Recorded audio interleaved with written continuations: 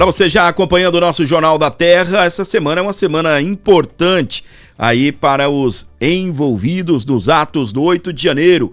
Isso daqui levou muita gente para a rua, muita gente que buscava uma anistia ampla, geral e restrita e não conseguiram. O que conseguiram foi aí o PL da dosimetria, que é aí a redução de penas. Para muitos já irão para casa de imediato, para outros terão aí as suas penas reduzidas, que é o caso de Jair Bolsonaro, que é o caso do general Walter Braga Neto e outros aí que estão presos e envolvidos então nos atos do 8 de janeiro, foram condenados por aproximadamente 5 crimes, entre eles a tentativa de golpe de Estado. E nessa situação terão penas reduzidas. O ex-presidente Bolsonaro foi condenado a 27 anos de prisão, hoje está em uma prisão domiciliar humanitária provisória, ou seja, enquanto ele está fazendo aí seus tratamentos médicos. E agora o assunto volta ao Congresso Nacional com força total.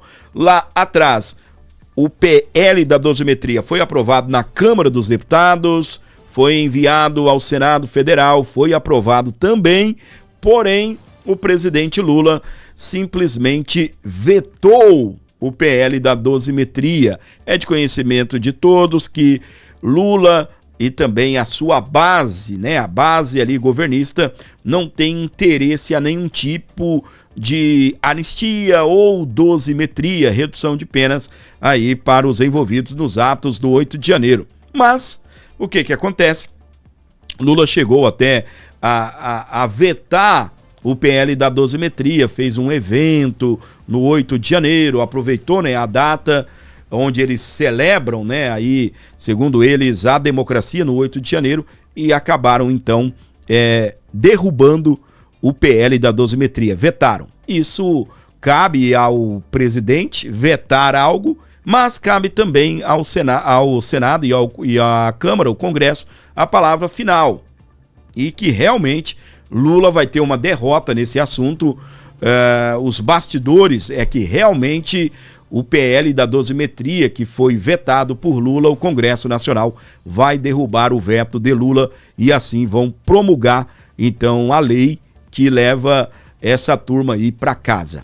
Dosimetria volta ao Congresso Nacional com derrota iminente do Palácio do Planalto. A oposição tem placar garantido com folga na Câmara, enquanto a inércia dos líderes governistas incomoda integrantes da base do governo Lula. Ou seja, eles já estão, a base ali do governo Lula já sabe, eles não vão conseguir impedir, tá bem, aí essa derrubada nesse assunto aí, que é um assunto de comoção popular. Exatamente, muitos brasileiros entendem o que aconteceu com as condenações do 8 de janeiro, que não foram legais, né? Que houve ali excessos. Imagina condenar, por exemplo, a Débora do Batom a 15 anos de cadeia, porque ela escreveu uma frase em uma estátua. Tanto que o Luiz Fux, né, o ministro da Suprema Corte, e também outros juristas, né, no voto, o Luiz Fux disse, no máximo, a Débora do Batom deveria pegar 1 ano e meio, que é um crime ambiental, ou seja, nem seria preso, né? No Brasil, menos os crimes aí, menos de 4 anos, ninguém fica preso. E realmente, quando você utiliza um batom, quando você vai lá e rabisca, digamos ali, um busto, uma estátua de um órgão público, por exemplo, você está cometendo um crime ambiental e não uma tentativa de golpe de Estado, não é?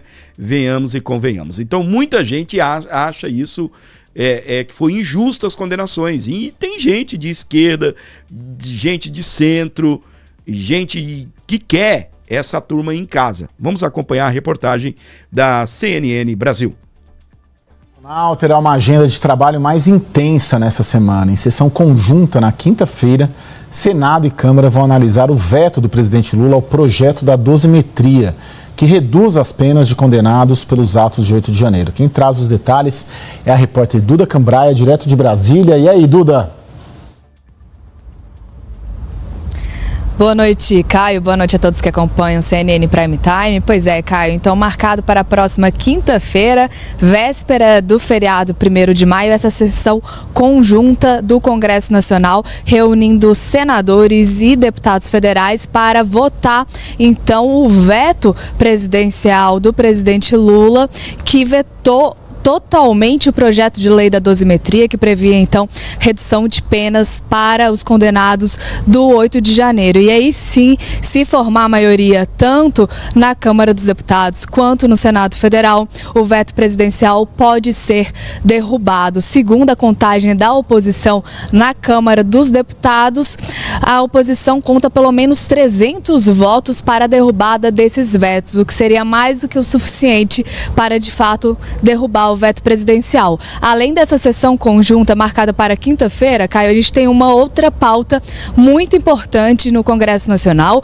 que é a sabatina do indicado do presidente Lula para a vaga aberta no STF, o advogado-geral da União, Jorge Messias, que acontece então na Comissão de Constituição e Justiça na quarta-feira, dia 29 de abril. E aí sim, Caio, Jorge Messias deve ser sabatinado na Comissão de Constituição e Justiça. Se passar pela CCJ, pode ir ao plenário da casa no mesmo dia, onde espera-se pelo menos 41 votos para a aprovação do nome de Jorge Messias. Eu conversei com alguns interlocutores da articulação do governo no Palácio do Planalto neste domingo e Jorge Messias atua em duas frentes nessa reta final da sabatina, estudando então temas que podem cair nessa sabatina, que podem ser questionados pelos senadores, e a outra frente, Jorge Messias continua a articulação com os senadores. Jorge Messias teria já se reunido com 76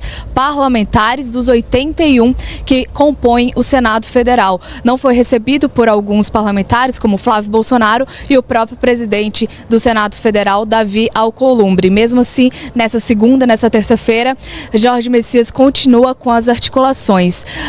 O Palácio do Planalto já espera que o núcleo mais bolsonarista do Senado Federal, como o senador Sérgio Moro, o senador Flávio Bolsonaro, não vote a favor de Jorge Messias. Mesmo assim, a base governista está confiante da aprovação do nome do indicado do presidente Lula ao Supremo Tribunal Federal. Caio. Muito obrigado, Duda. Boa semana para você de trabalho aí em Brasília.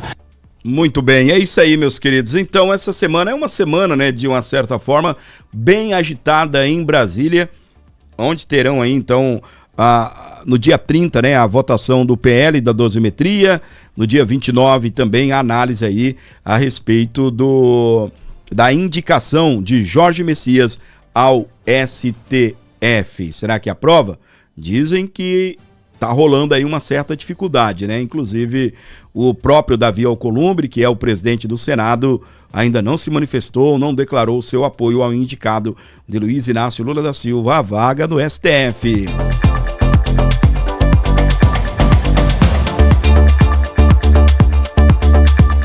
O ministro Alexandre de Moraes concedeu prisão domiciliar a condenados pelos ataques no 8 de janeiro, é o que destaca aqui a Veja, e também nós estaremos destacando também aqui uma reportagem através aí da Globo News, comentando a respeito do assunto para você que acompanha o Jornal da Terra, onde você estiver com a gente. Gente, deixa o like no YouTube, ajuda pra caramba o nosso canal. O YouTube convida outras pessoas quando você manifesta o seu apoio através do like aqui no canal. Alexandre de Moraes atendeu a um pedido de uma associação que atende parentes desses presos por tentativa de golpe.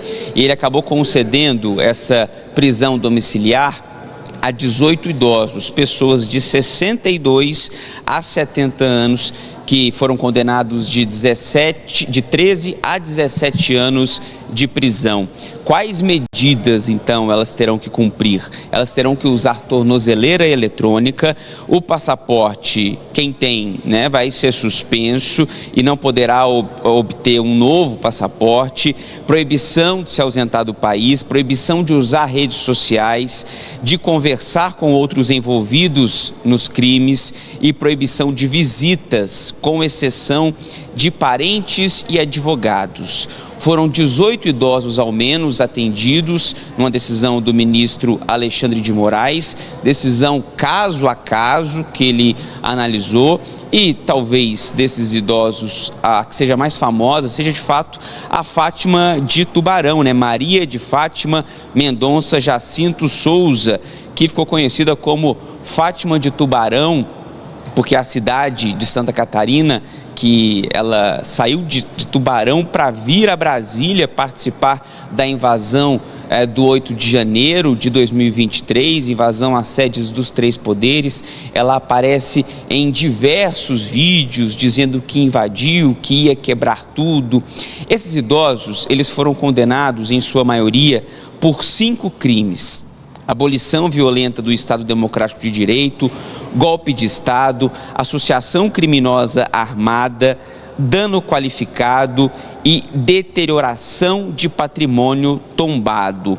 Há um vídeo da Fátima de Tubarão que ficou muito famoso, que ela diz o seguinte, abre aspas: vamos para a guerra, é guerra agora, vamos pegar Xandão agora, fazendo referência ao ministro do Supremo. Então, todos esses idosos que acabaram recebendo este benefício, eles continuarão sendo monitorados. Ainda não há informação se todos já saíram dos presídios que estão, mas a expectativa das defesas e do Supremo, pelo que eu apurei, é que até quarta-feira todos os idosos já tenham a possibilidade de estar em casa seguindo todas essas regras. Muito bem, então tá aí então para você ligado com a gente, acompanhando o nosso canal onde você estiver. Obrigado aí pela audiência, pelo carinho, né? O pessoal da Terra FM também, todo o Cone Sul de Rondônia. Você pode baixar também o aplicativo da Terra FM e levar para casa, né? Onde você estiver, na verdade, com a Terra FM. Baixe agora, entre aí na sua loja de aplicativos do seu smartphone e pesquise por Terra FM Cerejeiras. Além do Jornal da Terra, você vai poder acompanhar também toda a programação musical e com muita informação que a Terra FM traz para você, beleza? Olha só, agentes da Polícia Federal pediram para que cidadão retirasse a faixa de ladrão em cidade que ia receber Lula. O vídeo que está circulando nas redes sociais mostra a interação do morador com os agentes. Eles mencionam que superiores podiam impor a retirada do material. O cidadão colocou a foto, né, na fachada da casa dele, na fachada do prédio, onde aparecia apenas a frase ladrão, ou a palavra ladrão, num trajeto onde Lula estaria. Agentes da Polícia Federal foram até a casa do cidadão e pediram para ele remover a faixa. Ele alegou, mas pô, eu não faço menção a ninguém, eu não estou chamando diretamente, não se tem um nome. Por exemplo, Lula ladrão ou Alckmin ladrão, foi o que ele questionou. Mas os agentes da Polícia Federal foram até a casa dele. O vídeo está circulando nas redes sociais. Para quem está no rádio vai chegar apenas o áudio. E para quem está acompanhando no canal do YouTube vai poder conferir o vídeo. Se der algum problema no evento, eu venho e tiro, beleza. Não, agora, a gente está falando, vai dar. A gente já está informando para o senhor que já vai dar. Porque a gente veio antes para isso. Quando vier o nosso superior de estudo, que vai ser no dia do evento, você entendeu? Eles vão vir em tudo, eles vão vir com mais, entendeu? Mais rigor. Porque o senhor não foi alertado. É opinião, cara. Eles não vão considerar isso como opinião. Se der algum problema no evento, eu venho e tiro, beleza. Não, agora a gente tá falando. Muito bem, é isso. Se der algum problema no evento, eu venho e tiro. E aí ele ainda disse, é minha opinião. E segundo os agentes da Polícia Federal, os superiores dele não irão aceitar aí como opinião. Flávio Bolsonaro reagiu a essa notícia e ele disse o seguinte: governo da censura está com os dias contados. Se Lula achou que a faixa escrito ladrão era para ele, quem sou eu para discordar? Foi o que disse o Flávio Bolsonaro, uma faixa gigante escrita ladrão. O que você acha desse tipo de protesto? Você acha válido ou não? Você teria coragem, por exemplo, ao saber que um político, por exemplo, estaria aí na sua cidade, independente, seja presidente, governador, até deputado, você teria coragem de escrever a palavra ladrão e colocar aí, de repente, na fachada do seu prédio, na fachada da sua loja, na fachada aí da sua casa? A Polícia Federal está para receber essa semana a delação premiada do Daniel Vorcaro, o ex-dono do Banco Master. O que dizem aí os bastidores é que ele vai entregar essa semana a proposta, não a delação ainda, né, mas a proposta da delação. Mas a Polícia Federal está aí pressionando o Daniel Vorcaro para que ele faça isso o mais rápido possível. A Federal pressiona Daniel Vorcaro para acelerar uma possível delação premiada sobre a fraude bilionária do Master. A informação é do repórter do Grupo Bandeirantes em Brasília, Caian Messina. Delegados responsáveis pelo caso alertaram ao detido que o calendário trabalha contra seus interesses, uma vez que a demora em oficializar os termos podem exigir a entrega de um volume maior de informações. Até o momento, a PF realizou a perícia em 2 dos 9 aparelhos celulares apreendidos com o empresário. O material deve reforçar o conjunto de provas, aumentando a pressão sobre Vorcaro. A Federal pressiona Daniel Vorcaro. Muito bem, tá aí então, né, o destaque aí para você nos acompanhando. Há uma pressão para que o Daniel Vorcaro apresse a sua delação premiada. Alertaram o dono que a demora pode exigir aí então a entrega de mais informações. Só para constar, a Polícia Federal periciou apenas, ou entregou, né, o material proveniente aí dessa perícia, apenas 2 celulares dos 9 e já causou esse reboliço todo, hein? Você imagina? Apenas 2 celulares de 9 são aproximadamente aí 25% apenas. Você imagina o que vem por aí nesses outros celulares aí do Daniel Vorcaro, nos outros 7. Tem muita coisa para explodir. É ou não é? Para você ligado aqui com a gente, nos acompanhando, sejam bem-vindos ao nosso canal. E a análise aí do portal Metrópolis, do canal deles do YouTube, que o Planalto, né, o governo Lula quer culpar a família Bolsonaro pelos escândalos do Banco Master. Vamos destacar para você então esse corte aí lá da programação do portal Metrópolis. O Partido dos Trabalhadores lançou mão aí do seu projeto, visando uma mudança aí no judiciário, num momento muito estratégico, momento eleitoral, em que o Partido dos Trabalhadores entendeu que precisa se dissociar do Supremo Tribunal Federal. Momento em que o presidente Lula não pode estar vinculado, a imagem dele não pode estar vinculada ao Supremo Tribunal Federal por conta do escândalo do Banco Master em um ano de eleições. Explico por quê, e a gente vai contar também aqui no programa ao longo do nosso contexto. Nesse final de semana e nesse evento do Partido dos Trabalhadores, o próprio PT fez questão de mostrar que Lula não tem associação nenhuma com o caso do Banco Master. Pelo contrário, fez questão de associar Jair Bolsonaro, o governo do ex-presidente Jair Bolsonaro e Flávio Bolsonaro ao escândalo do Master, Flávio Bolsonaro ao escândalo do Master, Tarcísio, porque as campanhas foram patrocinadas em parte pelo Banco Master, pelo cunhado do Daniel Vorcaro, o Fabiano Zettel. Então, colocaram toda a culpa do escândalo do Master na família Bolsonaro. O escândalo do Banco Master chegou ao Supremo Tribunal Federal, ou seja, o governo e o presidente Lula, o Palácio do Planalto, quer se desvincular de qualquer jeito desse escândalo agora nas eleições, porque quer jogar esse escândalo no colo da família Bolsonaro. É um trunfo para eles jogar esse escândalo do Banco Master na família Bolsonaro. Eles já estão fazendo isso, já tem vídeo pronto, a gente vai mostrar aqui para vocês. A coluna do Igor Gadelha já publicou esse vídeo que foi divulgado nesse evento no final de semana. Então, para o presidente Lula, quanto mais distante ficar do Supremo Tribunal Federal neste momento, melhor. Meus queridos, é isso aí, né? É aquela velha história, né? A culpa é minha, eu coloco em quem eu quiser.